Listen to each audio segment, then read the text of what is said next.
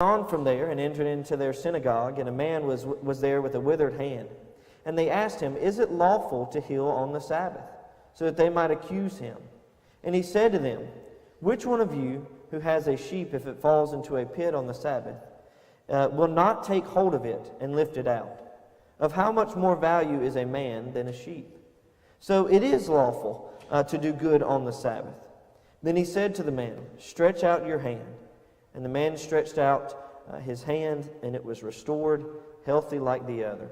But when the Pharisees went out and conspired against him on how to destroy them. Well, hey, I hadn't seen you in a while. Sorry, there's somebody from Florida I hadn't seen in quite a few years. Hey, Ashton, how are you? It's one of those things you don't always expect to see somebody from 5 years ago in your life. Well, hate to get everybody's attention on you. I know she's blushing now. I could probably stop, but now that you're feeling the pressure a little bit, I think I'll keep going. No, I'm just kidding. When we look at Matthew chapter 12, the first thing that Jesus begins to do is what he does on most of the accounts where you see Jesus ask questions.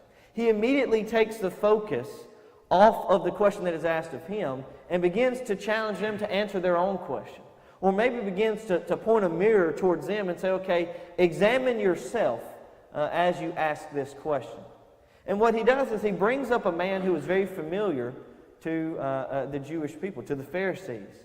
He mentions a man by the name of David. Now, we know David as King David, or the shepherd boy who defeated Goliath, and all these wonderful things that he represents, the man after God's own heart, all these wonderful things that he represents to the Jewish belief system, or to the old law. And yet, even more so to them, they would have recognized David as one of these pillars of their faith. And so what Jesus does is he takes their question and he begins to focus it on their own people. Focus it on David, the king of Israel in many of their minds. And he begins to ask, was it lawful for David to partake of the bread of presence, or the show bread, within the temple at the time? Now, one thing that's very interesting about this instance is you see two conflicting, almost conflicting laws in this moment. You've got the law that exists within Exodus chapter 29, and we're going to open to that, if you will. Exodus chapter 29, specifically, we will look at verses 32 and 34, which states, And Aaron and his sons shall eat the flesh of the ram and the bread that is in the basket in the entrance of the tent of meeting. They shall eat those things with which atonement was made at their ordination, consecration, but an outsider shall not eat of them, because they are holy. And if any of the flesh of the ordination or of the bread remain until the morning, then you shall burn the remainder with fire, and it shall not be eaten, because it is holy. So, there's this thing that I do at Luverne, and I am notoriously horrible at it. I ask a lot of questions at Luverne, but I never seem to distinguish between a rhetorical and an actual question enough. And so a lot of times I get a lot of blank stares and a lot of, do I say somethings? Okay, this is one of those do I say something moments. Yes, I'm asking a non-rhetorical question. I'm asking a question. Based on what we see in Exodus chapter 29, did or did not David break the law of God, the commandments of God, by eating of the showbread? Yes. We see the law is plainly written. It's just for the priests. Just for those who have that special responsibility. The remainder of that bread is to be burned up, is to be no more. No one is to partake of that. So, when Jesus asked a very simple question, was David in the wrong? Or was it lawful for David to partake of this bread? The simple answer is it was not lawful for David to eat of this bread.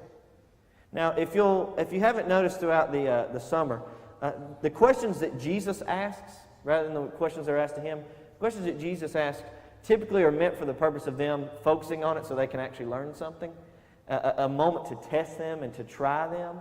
And so he takes somebody who is a pillar of their belief system, a pillar of their faith, of their law, and he begins to point out this David and say, was it lawful for him to do so? Now remember, Jesus is with his disciples being pressed about eating or working, I guess, because they had plucked the grain on the Sabbath. And immediately the response of Jesus is, let's focus on David for just a moment. Was it lawful for him to eat of the showbread? It was not. What he was doing was in the wrong.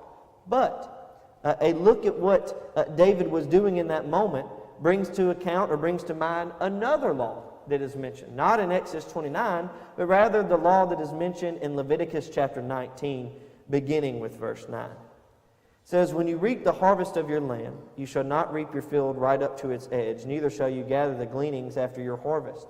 And you shall not strip your vineyard bare, neither shall you gather the fallen grapes of our vineyard.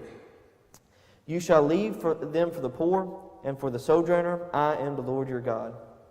You shall not steal, you shall not deal falsely, you shall not lie one to another, you shall not bear my name falsely, and so profane the name of God. I am the Lord.